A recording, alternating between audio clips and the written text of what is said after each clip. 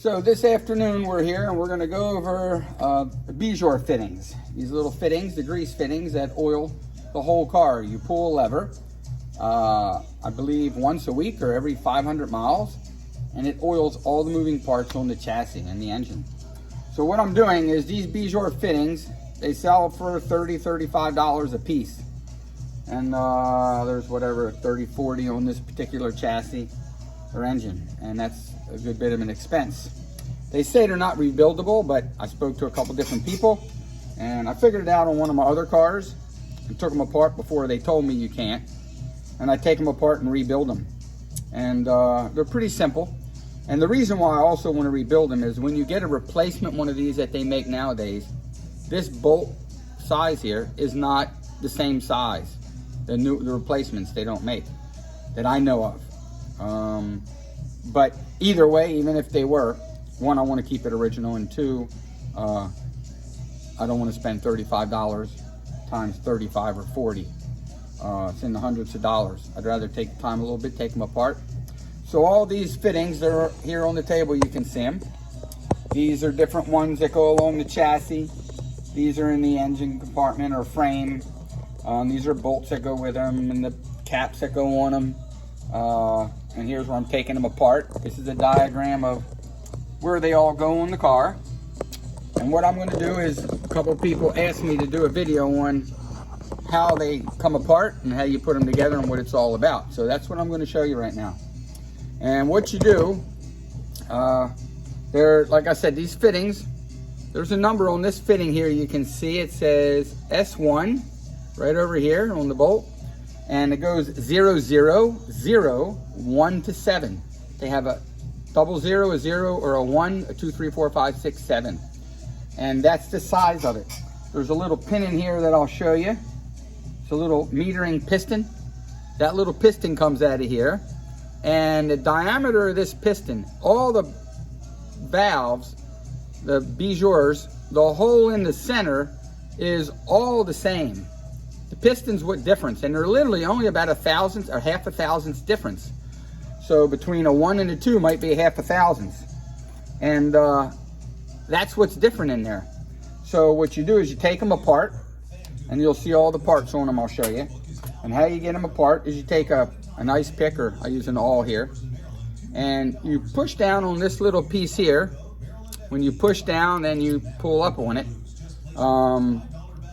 And actually, I'm going to do the other side first. Sorry.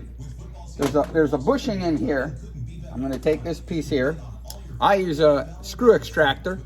Some people use a die for threading and thread it into this little, there's a brass bushing in here.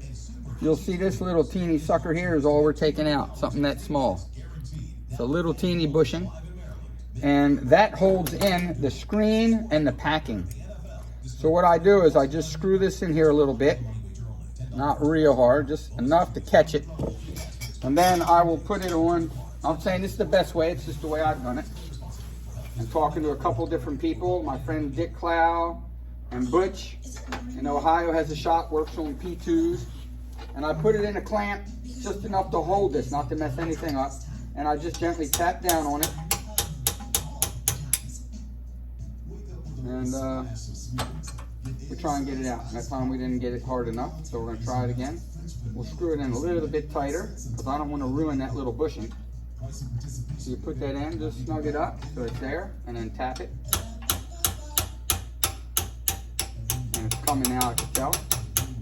And I just tap it very gently. So you can see I pulled that out, and here's the bushing. Still good.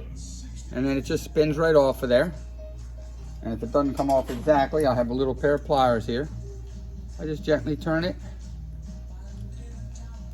Once I turn it just a little bit, it comes off. That bushing can go back in. So what I'm gonna do, this is a number 1. And each one of these little trays I got marked. 0, there's a 0, there's a 1, a 2, and a 3. Because on this particular chassis, that's all I have is those 3, and there's some other ones down the road, but that's what I'm working with now. So I put all the parts for one to stay together. And the main thing that matters is that little piston we're going to take out. So then once I have the that little piece out. Then I take a pair of tweezers and you stick them down in the top, and you go straight down in the bushing, in the fitting here. And then there's packing you get out. Take that little bit of packing out. I think there's more than that in there. Yeah. You got all the packing out of there, and that's this stuff. It's basically felt. See, it's all greased up and dark. And a new one looks like this that we're going to replace in a little bit. Where'd one go? I had one here. There's one. This is a new piece of felt we're going to put in. And so basically, you take the felt out, and then what you're going to do is take on the other side. You're going to try. You push down the inside lip, deep in the lip here. Push down, and then kind of pull up at the same time, and that'll twist that little lip without bending it up. It's kind of hard to get it, and there you go. That twist, and then you got to be careful. You don't want to pop it out because there's a little spring in there you want to get out. And I'll use a little pair of tweezers to kind of move it. And you can see it turning in there now. See how that's turned now? And what I'll do is grab a hold of it. And you can see I'm just going to twist a little bit, slide it gently. It's a little bit, you got to be tricky. Gently, gently, gently turn it. I got a little thing here, little tweezers. And I don't want to bend it up. It's very delicate. And then pry it out. Now here you can see that little cap came out.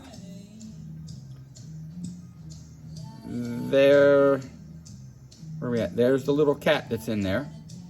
And this is the inside of the fitting here. Now once you take that cap out, there's a spring, and that's why you got to be careful. And normally when they're older, that spring is a little compressed and dirty, so I just take my other tweezers I'm more comfortable with. I take this and move it around in a circle a little bit, and that kind of, when you move it, see that spring starting to come out? It's because it's getting loose from the dirt that's in there. I already put some stuff in there to soak them a little bit. And then there comes the spring. You don't want to lose these little suckers. Put that in with the other one. And then there's a little disc. It's like a disc, and the piston pushes that. When the oil comes in this side, it pushes through past the pin, raise the disc up, which compresses that spring, and lets oil come in. And then once the oil's in, that disc that I'm going to take out here, you see here the disc, and this is, you see it's copper on one side, a little darker on the other side you might see. That's actually a gasket glued onto this little brass disc. It's only 3/16 big, the disc.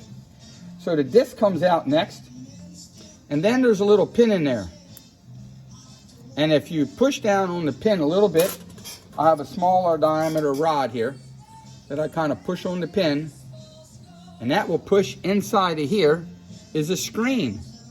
Again, you do it gently, push on the screen, and then I go on the side and kind of turn the screen a little bit, if I can. Then I'll take my little tweezers and try and catch the screen. You got to be careful. That little pin you'll see when it comes out of here, you don't want to lose it. So I'm pushing on the pin, and I'll push on the screen a little bit, try and turn it on an angle and get my tweezers in there to grab it. If I can. Sometimes it doesn't want to come out so easy, but you can get it out. You just got to play with it for a minute here. The pin came back down because I pushed the screen down. So I'm pushing it up. And there, once you push it up enough, then you turn the little screen there, and you catch it with your little tweezers. There you go. There's the little screen. That's a little teeny fine mesh screen there. Also brass, I believe. And then once the screen's out, then you take your little thing and you just gently push it through the hole, and that little pin, here comes the pin out now. You can see the pin coming out. So once that pin comes out, you got it out. Now it's completely empty. You got everything out. There's a pin, the screen, the little disc that the pin raises up. And so what we're going to do now, once we got that apart, we're going to clean this out really good. We don't ream anything through here because we don't want to change the hole size in there. Like I said, that hole inside there, if you can see there's a hole, I'm not sure. Sometimes kind of see it a little bit. That hole is the same on every one of these fittings. And what we're going to do is we'll clean the pin up. I usually use clean it with a cleaner, carb cleaner or whatever. Just get them nice and clean. I'll clean all these up. I'll clean all the other pieces up. And then I'll take like 2000 grit paper and just shine the pin up a little bit. And then on the little disc that we got out of there, literally, I don't know if you can see that, there's literally, you can see the hole in the center where the gasket is. That's that little brass piece. And it's a little hole in it. This is the other side, completely solid, of your little brass disc. And that brass disc I'll clean apart, and I'll take the little gasket off of there, and we'll clean it up. Again, I'll just rub it on. I take like a little piece of 2000 grit paper, and I just slide the brass disc across it to get it nice and clean. And then I will cut out with a punch, 5/30 seconds punch. I punch out real thin gasket material. And at 5/30 seconds, I center it. I'll take a spot of, what do you call that glue? The instant glue, whatever that stuff is called. Oh God, I forget, tongue tied here. Anyway, the little teeny bottle of glue you get, you just dab a little teeny spot of it, teeny bit, right in the center of the disc. And then with the little tweezers, I'll lay that disc right on the top, center it, and push it down with my little rod here, and it'll glue it right on there. And then we'll put this back in reverse. And when it's clean out, when you know the pin is really good, as far as I know, I don't know how professional it is, but I take the pins, everything's clean, and I'll put it in one side of this Bijur fitting and just gently turn it over, and it should just slide right through. That way you know everything's clean enough and it's working and then moves. And then once you put it all together, I'll test it by hooking it up to a Bijur pump, and I'll literally just pump some oil, and you'll hold the fitting in a direction so it pumps it up and out, and it's in the tube, and then it won't go back. Once that little disc goes back, it seals it, so it can't, because some of the fittings, they not necessarily pump oil in straight or down, but they'll pump them into some of the angles on the car where it'll be upwards. Well, you don't want the oil to run back in and run out.